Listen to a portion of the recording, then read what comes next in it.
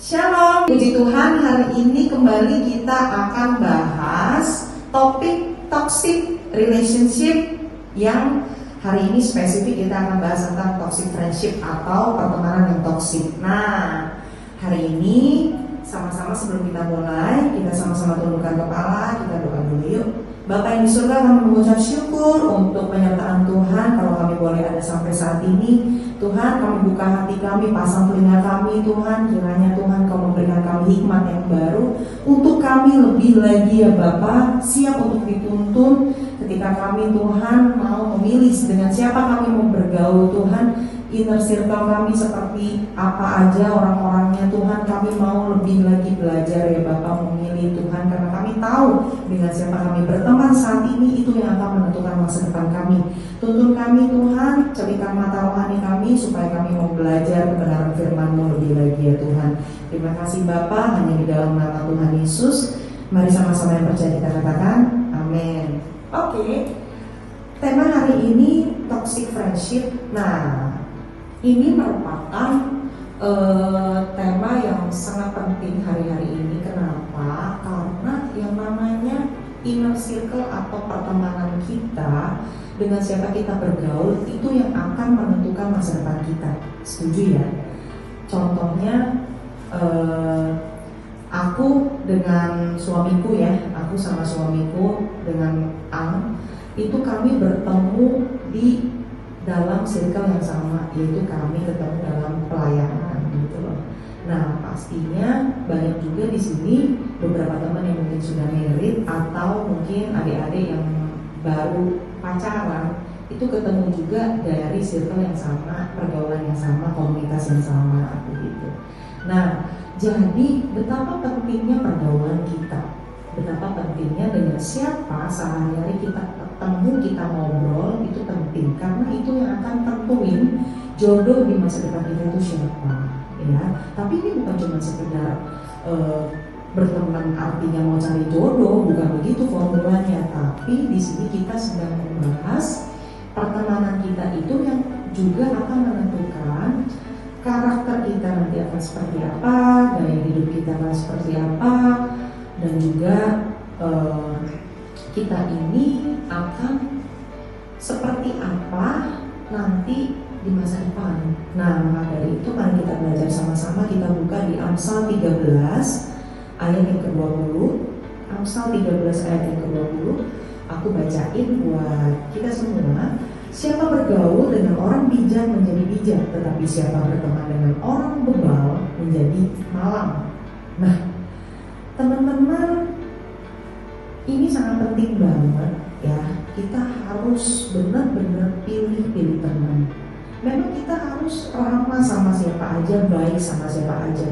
Tapi perlu ditekankan kalau milih deket sama teman itu memang harus milih ya. Dengan siapa kita harus punya sahabat itu memang harus milih ya. Karena kenapa? Manusia itu kecenderungannya adalah cari panutan, cari contoh ya. Mereka akan mengikuti setiap gaya bicara, bahkan gaya berpakaian dan gaya rambut pun bisa sama. Contohnya aku ambil contoh anak-anak punk. Pernah lihat kan anak-anak punk ya? Anak-anak punk itu mereka adalah udah jadi teman, jadi sahabat. Jadinya otomatis gaya pakaian mereka dari ujung rambut sampai ujung kaki sama. Dari misalnya ada yang rambutnya mohawk, dicat, rambutnya emo, ada yang pakai piercing, ada yang pakai tato, iya kan? Itu semuanya sama penampilannya. Nah, begitu juga mungkin kalian pernah lihat di Instagram tuh cewek-cewek sosialita dengan bawa tas branded mereka ya kan? Nah, gaya-gayanya tuh mirip-mirip begitu. Kenapa bisa demikian? Karena emang kecenderungan manusia itu meniru siapa? Meniru orang-orang terdekat mereka ya. Pernah dulu aku punya adik ya, Detsa. Dia itu udah 7 tahun dia di Bandung. Jadi dia inner circle-nya jadinya adalah orang-orang Bandung ya, orang-orang Bandung. Jadi dia gaya bicaranya yang tadinya logat bicaranya itu adalah Jakarta, jadinya kesunda-sundaan gitu ya. Kenapa bisa demikian? Karena memang itu mempengaruhi, pergaulan itu sangat mempengaruhi. Bayangin ya, gaya bicara aja bisa berubah loh. Gesture, body language itu bisa ngikutin juga. So penting banget kita harus berhati-hati dalam mencari teman. Nah, 3 ciri hubungan yang sehat. Aku sama-sama kita akan belajar di sini. Aku mau bagiin buat kita semua. Yang pertama, pertemanan yang sehat adalah pertemanan yang menyegarkan jiwa. Maksudnya gimana nih? Nah, menyegarkan jiwa di sini adalah ketika kita misalnya udah capek-capek, ya, capek kerja, capek ngurus skripsi, ya kuliah misalnya, capek bikin PR, capek belajar untuk UAS ya, yang sekolah. Terus pengen dong sharing, curhat, ngobrol, video call. Tentu aja kita cari teman yang apa? Yang bikin kita happy, yang bikin kita ketika kita ngobrol sama dia, kok rasanya gue bisa lega ya gitu ya, bisa seger gitu loh. Nah itu ciri teman yang sehat ya, bikin nyaman gitu loh. Kemudian yang kedua itu pertemanan yang sehat adalah pertemanan yang membuat kita itu produktif, semakin menjadi orang yang produktif atau semakin memiliki level yang lebih upgrade, ya kan? Nggak stuck di situ-situ aja. Produktif di sini maksudnya adalah kita jadi bisa lebih explore, kita punya talenta karena kita punya teman yang mensupport gitu loh. Kan ada tuh teman yang bukannya mendukung, malah ketika misalnya kita dipuji misalnya nih sama dosen atau guru, wah kamu suaranya bagus ya, contoh misalnya seni suaranya bagus ya, kamu jago main musik ya, misalnya ada pemimpin atau ada dosen muji gitu. Tapi teman yang menjatuhkan adalah teman yang justru malah misalnya bandingin, lu masih kalah lah sama si A, nah itu namanya dia ngiri gitu kan. Hati-hati teman yang tidak bisa lihat temannya dipuji, nggak bisa lihat temannya senang, itu sudah termasuk bukan teman pertemanan yang sehat. Tapi kalau teman-temannya ini membangun, yang mensupport ketika temannya ini dipuji, justru wah emang kan gue udah bilang apa, lu tuh punya talenta, makanya ayo dong kembangin segala macam. Nah teman yang sehat adalah pertemanan yang justru membuka jalan untuk kita bisa melangkah lebih maju ke depan ya. Kemudian yang ketiga itu pertemanan yang sehat membawa progres hidup kita jadi lebih baik ya, menjadi lebih baik, manusia yang lebih baik, to be a better person. Jadi kalau misalnya kita adalah punya karakter yang egois atau punya karakter yang pemarah, emosional, tapi ketika kita bergaul dengan orang yang tepat, pertemanan yang sehat, otomatis kita akan punya karakter yang lebih baik. Semakin hari semakin berubah jadi lebih baik ya. Karena ya seperti aku bilang tadi, manusia itu kecenderungannya meniru. Kalau kita misalnya berteman sama orang yang tukang gosip, ya kita pasti akan sama-sama suka gosip seperti orang tersebut. Jadi hati-hati ya. Jadi yang pertama tadi, pertemanan yang sehat adalah pertemanan yang menyegarkan jiwa. Yang kedua, membangun atau membuat kita menjadi produktif. Yang ketiga adalah mengarahkan kita to be a better person atau punya progres yang lebih baik ya. Nah, sekarang oposisinya kebalikannya gitu ya. 3 ciri pergaulan yang toksik. Kalau tadi yang sehat, kalau sekarang yang toksik. Ayo sekarang mulai pikirin teman-teman baikmu. Kamu mulai tuh pikirin si A, si B, si C ya. Gak usah dicek teman-temannya, coba pikirin aja baik-baik sambil direnungkan. Nah, ciri-ciri pergaulan yang toksik itu bikin kita capek kalau ketemu dia. Rasanya kok terbeban ya, aduh bentar lagi hari Minggu nih misalnya dalam pelayanan, gue harus dengerin dia ngoceh lagi, ngomongin orang misalnya begitu kan. Capek banget coy gitu kan. Nah kita buka di Amsal 22 ayat 24. Amsal 22 ayat 24. Aku bacain buat kita semua. Jangan berteman dengan orang yang lekas gusar, jangan bergaul dengan seorang pemarah ya. Nah mau gak sih kita kalau ketemu nih sama teman, saya pernah dulu satu mobil sama teman saya yang emosian kalau di jalan. Dia disalip dikit udah ngomong kotor, di kalsonin dikit langsung buka kaca, pengen maki orang. Waduh, temenan sama orang kayak begitu rasanya ketemu bawaannya deg-degan ya, capek gitu ya. Udah maksudnya pengennya have fun, malah jadinya capek ngurusin moodnya dia begitu. Nah, hati-hati ketika hubungan pertemanan itu membuat kita justru menjadi kayaknya kok orang ini membebani, malah jadi bikin kita stres ya. Apalagi mungkin punya teman yang bosi, cenderungnya maunya pendapat dia aja yang didengerin, dia punya kepentingan aja yang mau didahuluin. Nah itu hati-hati, itu adalah pertemanan yang toksik gitu ya. Misalnya dalam satu tim itu dia yang harus didengerin, dia yang harus jadi pemimpinnya. Ya mungkin sama ada beberapa teman yang memang bisa jadi kepala tim, tapi dengan catatan dulu saya juga punya pertemanan 5 orang, itu ada satu yang memang dia menonjol, dia itu adalah teman yang memang punya karakter seorang leader, tapi dia tidak menjatuhkan kami. Bukannya kami yang harus memuja-muja dia, nurutin semua keinginan dia dan lain-lain. Dia orang yang baik begitu ya, yang memang benar-benar dia tujuannya untuk mengarahkan kita dan yang lain-lain, dan itu bagus gitu. Tapi kalau misalnya dia ngebos untuk kepentingan dia atau supaya dia punya pendapat doang yang didengerin, hati-hati, itu jatuhnya toksik. Kemudian Amsal 22 ayat 26 ini, jangan engkau termasuk orang yang membuat persetujuan dan yang menjadi penanggung utang. Jadi ada cerita itu, ada orang yang saking temannya ini baik ya, sampai suka diutangin juga dia ayo aja gitu, sampai temannya ini menjual cerita-cerita sedih gitu ya. Gue belum ini, belum itu, belum bayar ini, belum bayar itu. Akhirnya pinjam duit nggak dibayar-bayar, akhirnya kabur gitu ya. Hati-hati dengan hal ini ya. Ngajak makan, yuk kita makan yuk. Kemana nih kita? Kayak gitu. Traktir gue dong gitu-gitu. Tapi dia sendiri kalau giliran untuk bayar bill nggak mau bayar kayak gitu. Hati-hati orang-orang seperti ini. Kita harus pelan-pelan, kalau dia tidak berubah harus pelan-pelan jalan mundur, alias ya jauhilah orang-orang seperti itu ya, karena nanti malah jadi beban dan kita tidak bertanggung. Nah perlu ditekankan, kita tidak punya tanggung jawab, kita tidak harus bertanggung jawab atas hidup seseorang ya, kecuali memang itu adalah keluarga kita dan yang muda mirip mungkin punya anak kita gitu ya. Tapi kalau hidup orang lain yang konteksnya adalah teman doang, ngapain kita tanggung hidup dia gitu kan.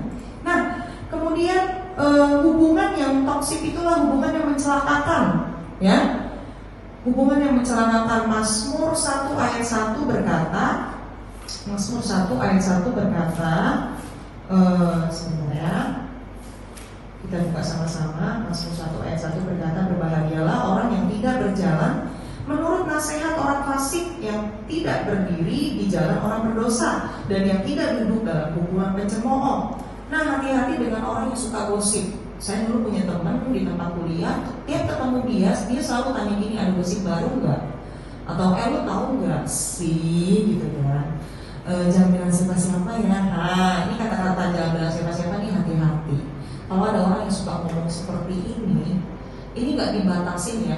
Cuma cowok, cuma cewek yang kayak begitu, enggak. Sekarang gender itu nggak jadi ukuran. Seorang cewek doang yang bisa begitu, cowok pun juga sekarang mulutnya luar biasa kayak samudra ya. Jadi hati-hati dengan siapa kita cerita ya. Bisa jadi nanti bumerang suatu saat.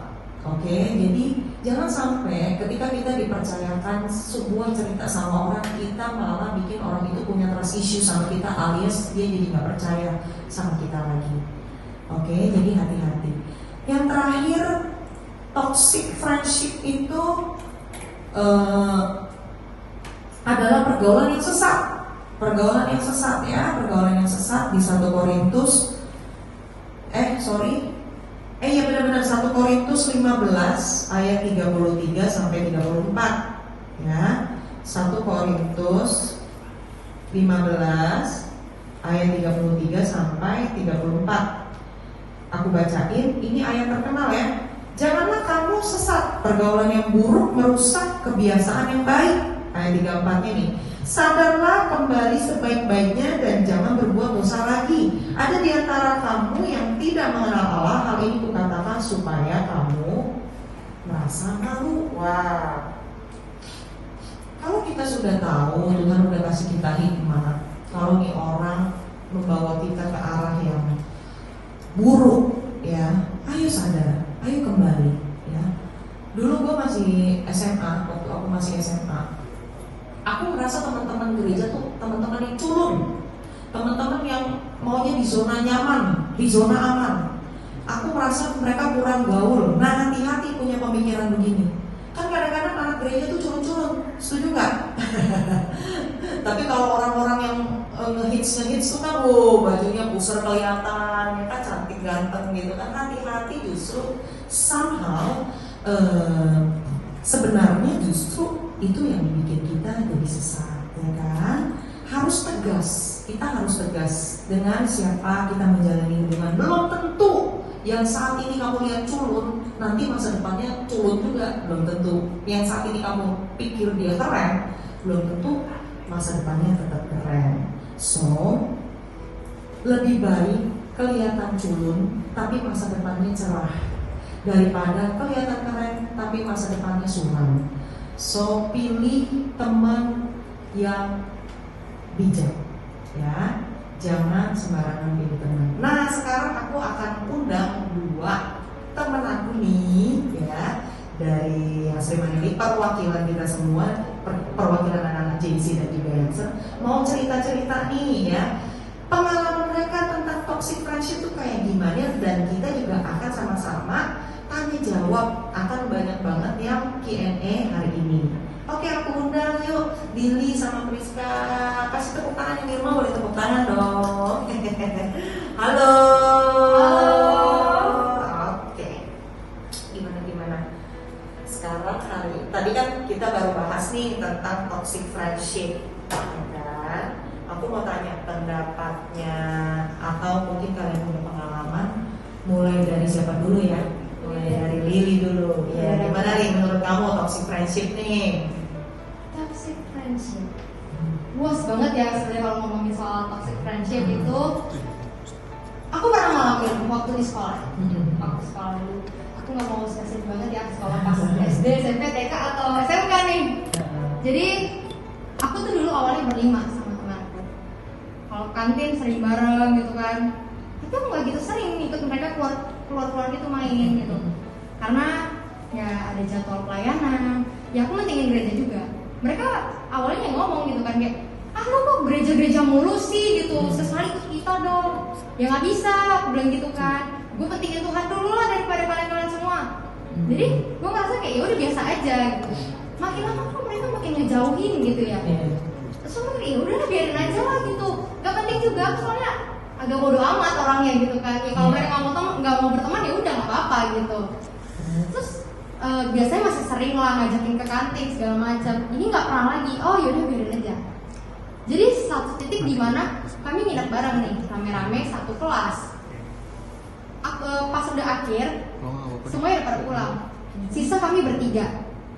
Jadi ini yang paling dekat nih bertiga. Yang satu, mereka ini berdua deket banget. Temanku yang berdua ini deket banget. Ya aku nggak gitu deket lah sama mereka, yang biasa aja gitu. Terus tapi teman salah satu dari ini tuh pulang duluan. Ya kalau teman yang satu lagi pikir ya kayak, ya apa salahnya sih, kan cowok lu yang jemput gitu loh, lu bisa sama-sama nunggu gitu kan, cowok lu juga kenal sama gue gitu. Ya udah, jadi mereka pulang, aku yang nemenin, nggak mungkin kan aku tinggalin temanku sendiri gitu. Ya walaupun aku punya pikiran kayak ngapain sih gue temenin, padahal kan dia udah ngejauhin gue gitu kan. Cuman ya aku temenin aja lah gitu. Aku temenin, tiba-tiba dia buka suara. Sebenarnya aku mau ngomong, dia bilang. Kan selama ini biasanya kita deket nih berlima gitu, tapi lu sering gak ikut. Mereka ngomongin lu loh, dia bilang. Mereka ngomongin, kok lu gak pernah sih ikut keluar-keluar lagi gitu. Tapi lu alasannya aku bukan alasan. Dulu waktu mamaku kerja keluar kota, ya aku kan ditransfer duit itu ya seberapa butuhnya gitu.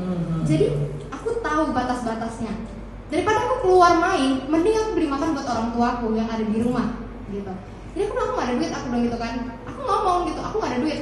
Tapi ya mungkin situ aku ada duit lebih, aku belikan sesuatu barang. Dan mereka ngomongin itu, lu gak bisa keluar tapi lu bisa beli barang itu gitu loh. Nah terus emang kenapa gitu loh. Itu kan self reward buat gue gitu. Kenapa ngomongin, lo iri gitu. Padahal mereka jauh lebih berada daripada gue gitu kan. Terus gue sebenarnya sedih gue dengernya kayak gitu kan. Mereka nggak tahu kejadian aslinya tuh gimana, tapi mereka ngomongin kayak gitu. Aku jelasin semuanya, aku jelasin di situ, aku nangis gitu kan. Aku nangis. Kenapa sih kok kalian bisa mikir kayak gitu? Padahal aku ngomong tuh ya aku sejujurnya, aku bilang aku gak ada duit aku lagi. Tapi kalian ngejauhin aku dengan cuman gara-gara alasan aku nggak pernah ngikutin kalian main. Ya emang kenapa? Terus aku lebih mentingin Tuhan, kalian marah gitu. Aku jelasin dan gak lama kemudian itu puji Tuhannya mereka berubah. Jadi sampai sekarang ya kami masih berteman. Jadi kalau mereka ngajakin keluar, "Li keluar yuk." Aku nggak bisa, aku pelayanan. Mereka ngerti. Mereka cari jadwal di mana aku kosong. Apa yang bikin mereka berubah kira-kira? Mungkin dengan keterbukaan ya. Kita omongin. Tapi lihat juga orangnya. Kalau misalnya orangnya bebal nggak bisa diomongin, ya mungkin aku bakal jauhin. Tapi sekarang mereka berubah. Mereka bisa dibilangin.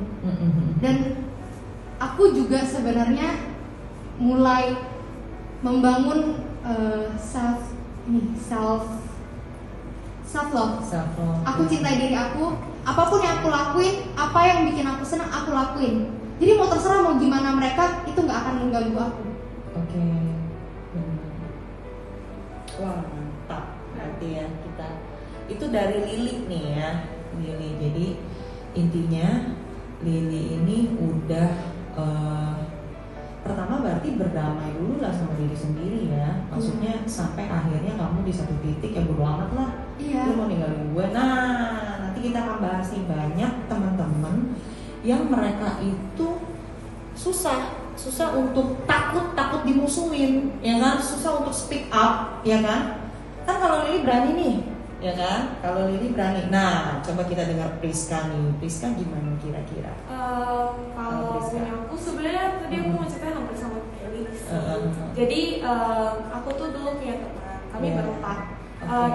Jadi mereka bertiga itu satu agama dan aku sendiri yang beda. Aku udah mulai aktif di sini kan. Jadi waktu mereka tuh selalu keluar cuma bisa di malam minggu. Terus dulu tuh kan gereja tuh banyak acara tuh, Selasa misalnya Kom, Rabu FW, Kamis FC, Jumat ada kadang, terus Sabtu kita youth nih. Nah tiap mereka ngajakin, "Please keluar yuk, mami kesini. Gak bisa, aku mau gereja. Kalau mau maleman." Tapi mereka nggak bisa, mereka ada batas waktu pulang. Misalnya jam 10 udah pada pulang. Ya udah, selalu cancel. Biasa tuh kalau misalnya ada yang salah satu ulang tahun tuh disurprisein kan. Terus satu hari tuh ada yang ulang tahun, aku ucapin lewat DM, "Happy birthday, gini. Gak dibales dong, cuma di just read. Aku ngerasa kenapa ya gitu. Perasaan aku gak ada salah gitu, cuma jarang ketemu doang. Terus ternyata mereka tuh surprisingnya juga bertiga doang. Terus aku kayak chat dong salah satu, "Kok gue nggak diajak, gak direspon sama sekali, kayak cuma di just read." Terus ya udah sih, aku kayak merasa ya udah gitu loh, aku diajak punya teman juga.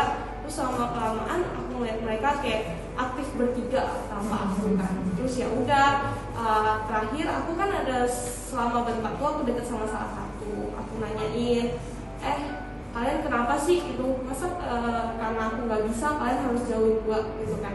Terus dia bilang, "Bukannya gitu sih," katanya. "Cuman kan kita cuma bisa spend time di malam minggu. Masa tiap hari di malam minggu lu cuma jawabnya gereja. Emang nggak bisa ya satu minggu terus kayak izin kek apa kek alasan kek?" Aku kan ya nggak bisa lah gitu. Itu kan maksudnya youth gitu, pemuda gitu, ibadahnya selalu ada gitu. Terus terujung kayak aku bilang kayak, "Ya di sini kalian terserah mau jauhin gue atau enggak, yang penting untuk nolak untuk nolak datang ke gereja itu nggak mungkin." Aku bilang kayak gitu, karena itu pelayanan. Aku bilang kayak gitu. Situ juga aku udah pelayanan desa kan.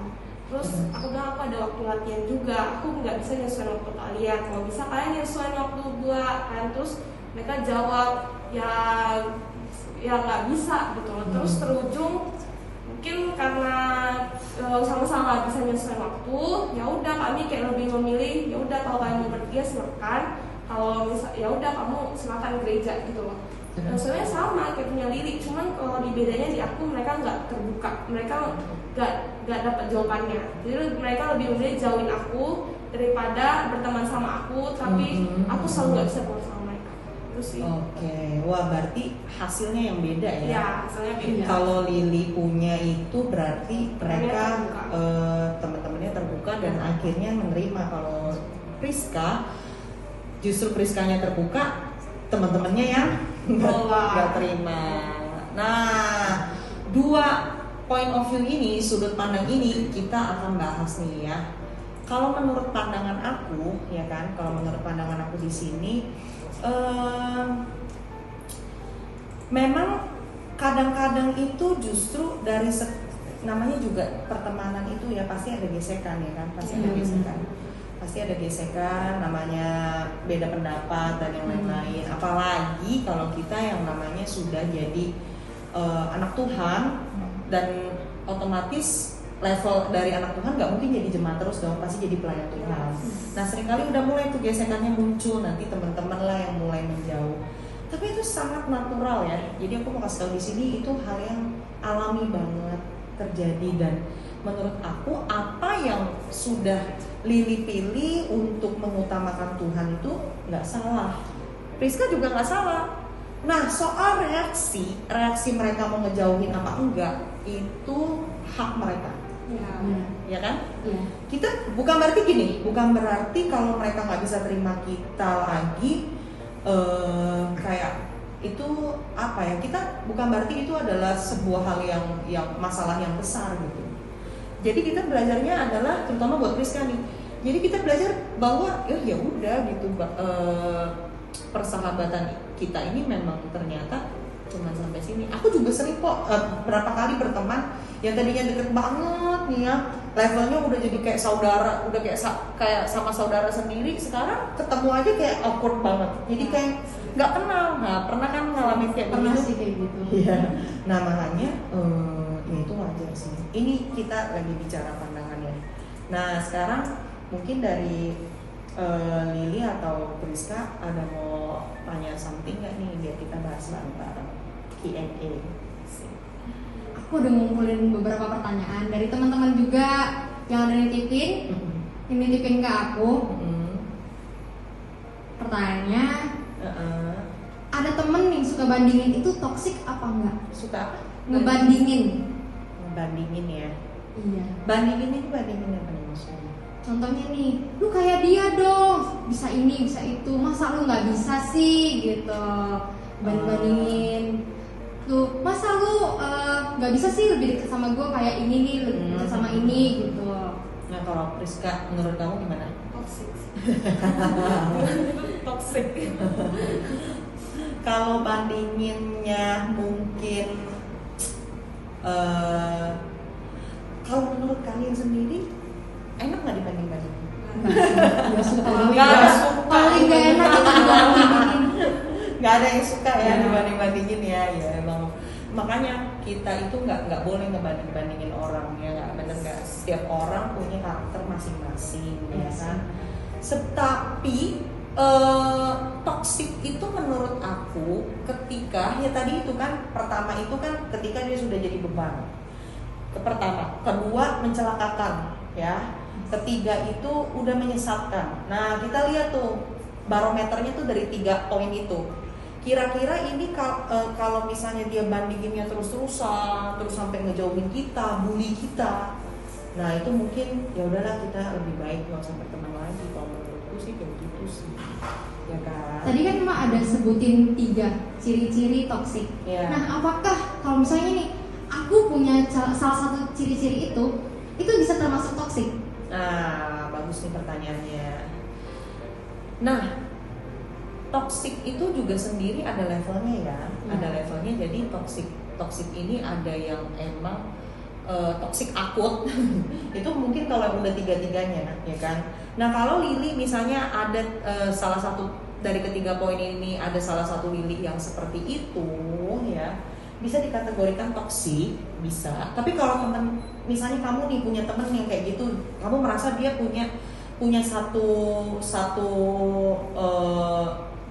karakter yang seperti ini, dari yang 3 ini, suka ngebebanin, mencelakakan kita, ya kan? Yang ketiga nyesatin kita. Nah, kalau misalnya ketemu nih satu teman seperti itu, apa yang harus kita lakukan misalnya, ya kan? Nah, kalau misalnya baru satu poin itu, ya cobalah untuk terbuka tadi. Kasih tahu, lu berubah dong, jangan utang mulu. Contohnya misalnya gitu. Tapi kan ada beberapa nih Mak, orang yang bisa diomongin gitu, gimana? Ya, kalau yang nggak bisa diomongin, ya itu tadi, kita tidak bertanggung jawab atas hidup orang itu.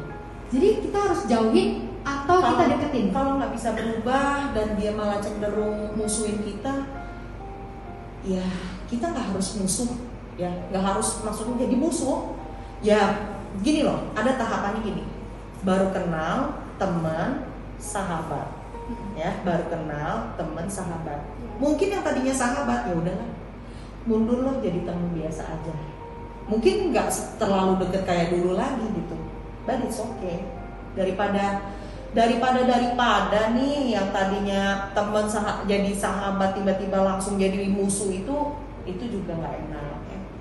Mungkin mundur lah jadi teman aja biasa gitu. Nah kalau itu kan kita omongin soal temen yang toksik.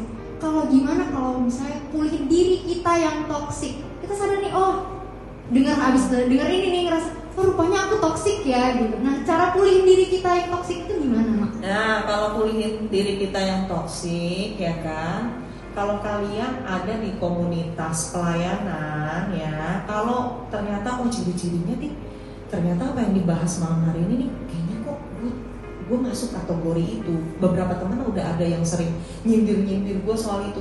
Cepet-cepetlah cari pemimpinmu ya, jujur, atau sahabat terdekat deh yang menurut kamu bisa membawa positif vibe buat kamu ngomong sama orang itu ya, ngomong sama orang itu dan cobalah untuk terbuka kayak gitu sih, supaya nanti bisa diarahin gitu. Terus kalau misalnya orangnya susah terbuka mah, Orangnya misalnya kayak dia lebih mendem ya? Ya lebih mendem gitu.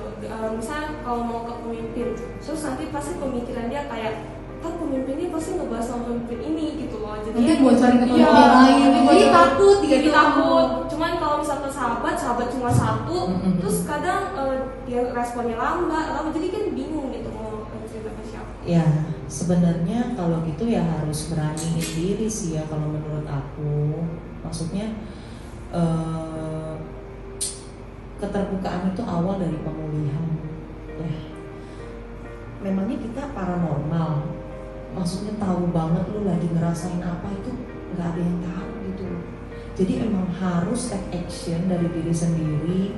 Caranya gimana? Ya selama orang ini nggak mau speak up atau nggak maunya mendem terus, kita juga nggak bisa buat apa-apa kalau menurut aku. Karena tetap dari orang yang merasakan itu sendiri yang dia harus berani ngomong. Mau kita paksa, misalnya Priska tahu nih si A dia kayaknya mendem terus nih, ya udah kita cuma bisa ayolah lu harus terbuka. Kalau lu mau sakit hati lu pulih, atau kalau lu mau kepahitan lu pulih, ayo lu speak up gitu loh, ya kan. Tapi kalau misalnya kita udah ngomong begitu dia tetap kekeh, udahlah nggak apa-apa, ya kita juga nggak bisa maksa orang sih, menurutku begitu. Harus punya kesadaran sendiri.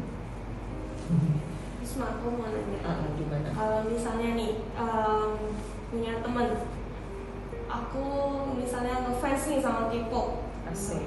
terus misalnya berteman tapi temannya nggak suka K-pop, terus kayak ala itu banci gini-gini operasi plastik gitu kan, biasa sering gitu kan, hujat gitu ya, hujat.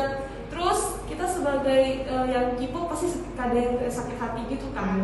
Terus kalau misalnya itu termasuk toksik gak sih? Misalnya kayak dia sakit hati sama temannya sendiri cuma karena dibahas idolanya gitu. Sekarang aku tanya deh, ini kategorinya udah sahabat ya? Ya. Sahabat berarti dia berani ngomong begitu karena dia merasa deket dong. Cuma pasti gimana? kita jadi penerimanya kayak ngomongin gitu loh. Ini sahabat ini apa sih gitu. Jadi dia kesel sendiri dong sama sahabat itu toksik gak sih Mak buat diri kita sendiri? Nah, oke, gini ya. Aku mau jelasin nih. Kadang-kadang kita harus bisa bedain mana jokes bercanda, mana yang serius. Mungkin kalau udah keterlaluan, kita mungkin bilangin, ya kan? Kita harus bilangin.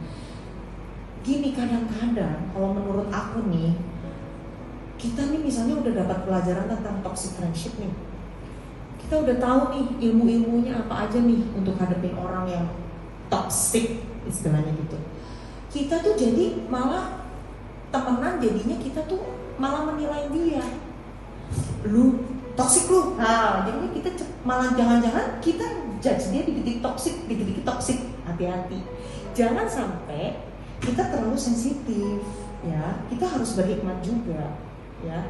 Jadi ketika mungkin kayak tadi contohnya bagus banget dari Priska, contoh setiap kita pasti punya kesenangan hobi kita lah. K-popers itu juga termasuk hobi. Ya itu hak dia. Misalnya si Priska suka, sampai dia ikutan ngantri misalnya BTS Meal kemarin ya. Jangan belum. Misalnya gitu kan. Nah, sebagai teman yang baik atau sebagai sahabat ya mungkin jokes boleh ya, jokes boleh. Karena juga aku kalau sama temen juga bercandanya juga kadang suka. Ya tergantung juga kalau pergaulan kita, misalnya kita kebiasaan jokes yang ada loh orang yang memang pertemanannya jokesnya itu suka ngata-ngatain body. Ini contoh ya. Dan bagi mereka ya udah, emang gini gaya temenan gue. Sampai ada yang ngejekin nama orang tua zaman sekolah. Bagi mereka nggak masalah loh. Dan itu bagi kita kelihatannya mungkin wah toksik nih. Tapi bagi mereka yang ngejalanin, enggak, gue udah biasa sama temen gue kayak gitu dan kita udah bertahun-tahun. Nah, makanya itu tergantung kalian itu pertemanannya seperti apa. Kalau misalnya kalian sudah biasa jokes begitu, contoh Priska suka sama hobinya K-pop, temenmu yang ngatain ini atau yang jokes ini mungkin dia suka sama apa, misalnya dia suka makan atau suka apa gitu, kamu mungkin juga pernah ngejek soal itu, ya bawa santai loh. Menurut aku ya, jangan bukan berarti itu toksik. Kalau itu menurutku itu bukan berarti toksik, mesti lihat dulu. Terus kalau dia ngomongin teman dia di dalam hati gitu, itu termasuk toksik. Ngomong yang mana nih, yang dikatain atau yang ngatain? Yang dikatain ngomongin. Enggak dong. Maksudnya dia kesel kan? Ya menurut aku sih kesel wajar sih. Kesel sih wajar. Kita juga kadang-kadang sama temen, apalagi cewek ya, lagi PMS misalnya. Jangan macam-macam kamu. Cewek apalagi ya, banyak sih faktor yang kadang-kadang bikin kita sensi ya. Kadang kesel wajar kok menurut aku, dan itu bukan toksik. Oke. Gitu, ada lagi? Nah, ini kan udah masuk ke lingkungan gereja nih, kan ngomonginnya. Gimana kalau misalnya ada orang luar masuk ke dalam komunitas, tapi dia toksik gitu? Tanggapan kita tuh harus gimana sebagai komunitas? Komunitas gereja ya? Iya. Nah, komunitas gereja ini puji Tuhannya selama ya, apalagi Pak Tuhan, selama dia masih di circle kita juga, sebenarnya kalau kita merasa nih orang udah toksik, coba bahas ke pemimpin. Dan kalau misalnya kita ini kategorinya udah sahabat, mungkin kita bisa coba ngomongin pelan-pelan. Tapi kalau dia masih nggak sadar, coba ngomongin ke pemimpin. Dan namanya juga pelayanan ya. Kita kan harus ketemu hampir setiap minggu dan yang lain-lain kan. Harus sering berinteraksi. Nah, kalau ketemu yang toksik, menurut aku malah justru kalau di pelayanan gitu lebih gampang sih. Karena kan nilai-nilai kekristenannya sama. Iya benar. Justru kalau yang dari luar itu yang kita susah nasehatinnya gimana ya kan. Tapi kalau sama-sama dalam pelayanan menurut aku malah lebih gampang sih. Kita mungkin bisa komunikasiin sama dia, kita kasih pengertian tentang persahabatan dalam Tuhan gimana, dan kita bisa bawa ke pemimpin. Menurutku itu kayak rumah sakit lah, istilah pasien. Dia tuh udah dapet privilege, dia udah dapet keistimewaan itu, dia udah ada di ruang VIP gitu loh, nggak pakai BPJS. Cuma kan kadang kalau udah pelayanan juga masih tetap baperan, kayak udah diomongin kayak jangan gini dong, gini-gini, dinasehatin, cuma dia baperan kayak nggak usah sok-sok nasehatin, gue aja belum sempurna gitu. Nah, menurut aku kita harus belajar sabar ya dalam bersahabat, berteman itu, karena menyatukan satu kepala dengan satu kepala beda, yang beda pemikiran, beda latar belakang tuh nggak gampang, ya kan? Kita itu kalau ngerasa dia batu, tapi kita sayang sama dia sebenarnya. Kalau misalnya dalam hati kita nih sebenarnya gue tuh sayang sama lu, cuma gue batu banget sih, keras kepala amat sih lu gitu. Tapi gue tuh sayang dalam hati gue tuh sayang sama lu. Kita udah temenan lama loh misalnya gitu kan. Cobalah untuk sabar dan jangan give up dulu sama orang ini. Doain dia, tetap dekatin dia, jadi contoh buat dia, ya kan? Pelan-pelan percayalah, kalau dia tetap ada di circle dan komunitas yang sama, someday yang namanya manusia itu pasti akan berubah. Gitu sih. Aku ada perumpamaan sih Mak, ini pertanyaan juga, tapi lewat perumpamaan. Contoh nih, aku berteman sama Mak dan aku juga berteman sama Priska. Tapi sebelumnya Mak sama Priska ini belum berteman, belum kenal. Dan Mak ini toksik, udah toksik akut lah gitu. Jadi aku jauhin Mak dari omongin, bandel nih gak bisa didengerin gitu. Terus gak lama kemudian aku tahu Mak sama Priska temenan. Nah, jadi aku responku tuh harus gimana? Sebagai teman dari keduanya, responku tuh harus gimana? Oke, sekarang aku tanya nih, Priska dan Lili ini kan sebenarnya perwakilan dari anak-anak muda zaman now nih ya kan? Kalau menurut Priska gimana? Kalau punya aku nih yang akut bingit, ternyata temenan gitu sama teman kamu gimana? Kalau menurut aku ya gimana ya, kan yang toksiknya yang satu doang.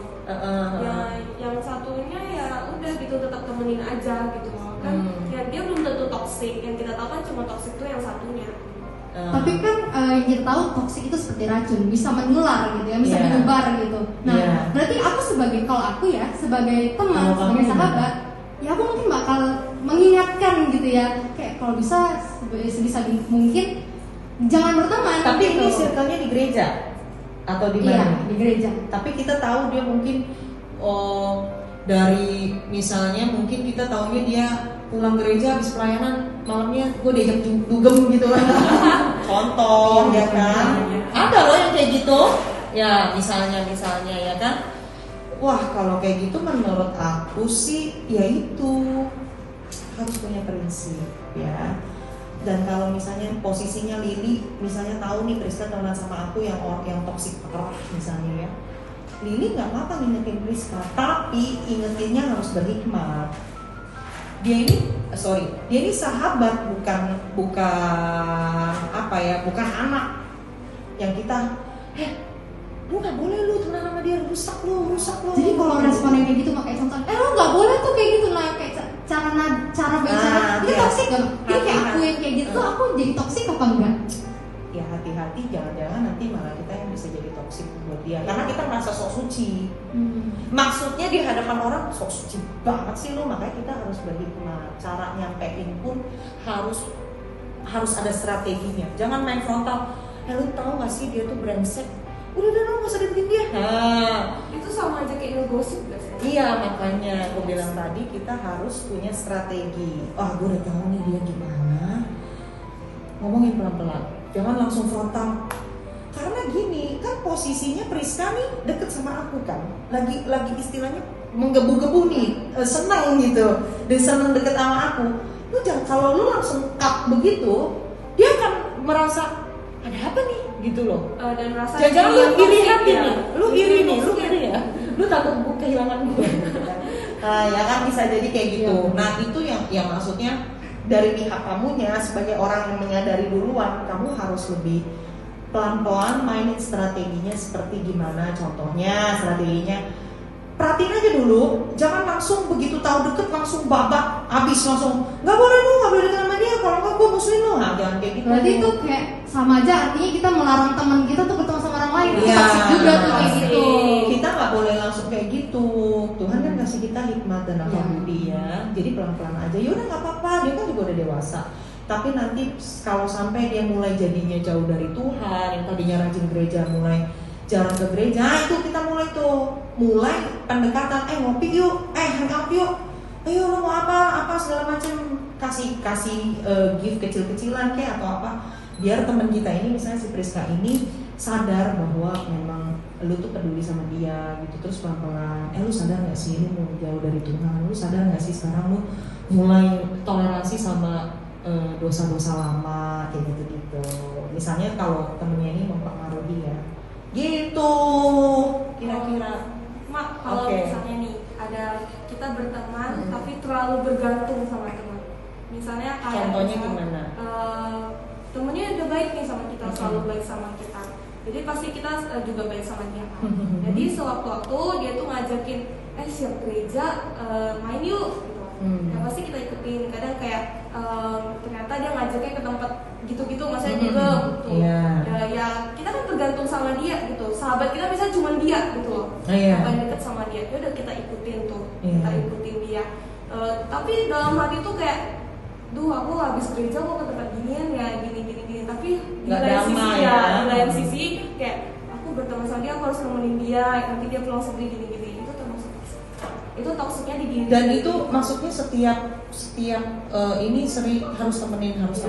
Pokoknya kita terlalu jadi bergantung ketergantungan gitu. Jadi hidup kita tuh jadi tergantung sama dia. Kemanapun kita mau pergi tergantung dia gitu. Kalau misalnya kita tolak, ada di sisi lain tuh kayak gak enak. Jatuhnya ke yang ciri pertama tadi sih ya, jadi beban gitu ya. Sebenarnya kita udah ngerasa nggak nyaman ya kan. Tapi kalau misalnya nih sahabat kita yang ngajakin itu nggak masalah gitu, tapi kitanya tuh yang ngerasa nggak enak, itu gimana, Mak? Ngerasa nggak enak ya, Iya. Ya harus ngomong sih. Ya itu tadi harus terbuka.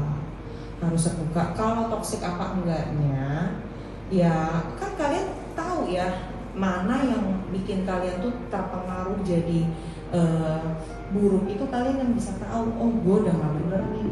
Nah, gue udah sampai ke titik kalian mempraktekkan hal buruk gitu. Nah, itu menurut aku yang kalian harus sadar, kalian harus stop gitu loh. Harus stop dalam arti ya udah harus dikasih tahu temennya kayak gitu, supaya ya jangan begitulah, dan cobalah pelan-pelan jangan terlalu bergantung seperti itu.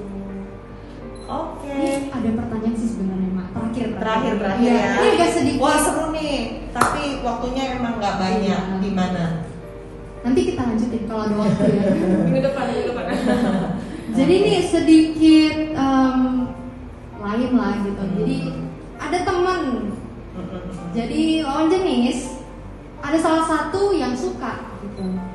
Tapi dia nggak menyampaikan kalau dia tuh suka. Tapi dari gesternya, dari cara dia berperilaku itu menandakan kalau dia suka gitu loh. Nah itu tuh toksik gak sih, Mak? Aku balik nih ke kalian berdua. Menurut kalian cewek sama cowok mungkin nggak bersahabat? Enggak. Pasti ada ya. Pasti salah satunya ada feeling ya. Udah pernah lihat Kak. Salah satunya ada feeling, bener nggak? Iya, bener. Ya kan? Nah, pernah ngalamin mungkin? Nggak mau jawab deh, nggak mau jawab. Sensor ya. Oke. Gimana orang pacaran juga berawal dari temenan. Iya. Oke, berarti kalian adalah yang punya paham bahwa cewek sama cowok nggak mungkin bersahabat. Oke, ya udah gini. Menurutku nggak toksik karena kenapa? Orang itu punya hak untuk naksir atau suka. Masa orang suka aja toksik? Kasihan dong. Kecuali dia ini konteksnya, misalnya nih dia jahatin kamu, menyesatkan kamu, bikin kamu rugi supaya kamu itu bisa sama dia. Nah itu udah masuk toksik. Tapi kalau dia mungkin cuma mengungkapkan perasaan, gue tuh sebenarnya sayang loh sama lo gitu. Emang Natal bisa jadian kan? Ditolak. Kita cuma hopeng. Nah kecuali kalau ditolak terus dia malah benci, blok segala macam. Nah itu misalnya ditolak nih, blok yang tadinya jadi sahabat terus di blok dan segala macam. Menurut aku ya dia hanya sakit hati aja.